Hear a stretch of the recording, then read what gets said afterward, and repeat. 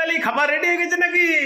ও বাস, দারুন দারুন দারুন। রেডি করেছি, কিন্তু আজকে আমি যেমন হোয়াইট ডে পালন করছি, সমস্ত কিছু সাদা বানিয়েছি। তো আজকে রাত্রের খাবার হলো সাদা। তো এই দেখুন, সাদার মধ্যে হচ্ছে চালগুড়ি দিয়ে রুটি বানানো হয়েছে, এখানে দুধ দিয়ে সেমুয়ের পায়েস বানিয়েছি, এটাতে কিশমিশ দিয়েছি, এলাচ দিয়েছি, আর সাদা সাদা রসগোল্লা।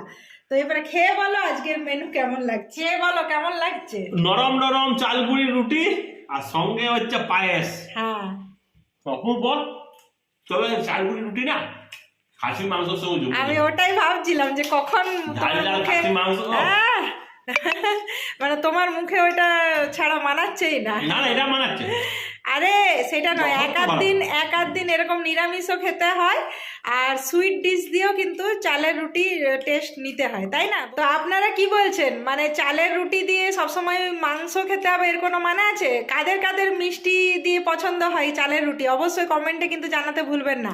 আর এইরকম এক একদিন শর্টকাটে রাত্রের খাবার বানিয়ে দিবেন, ফ্যামিলির সাথে এনজয় করতে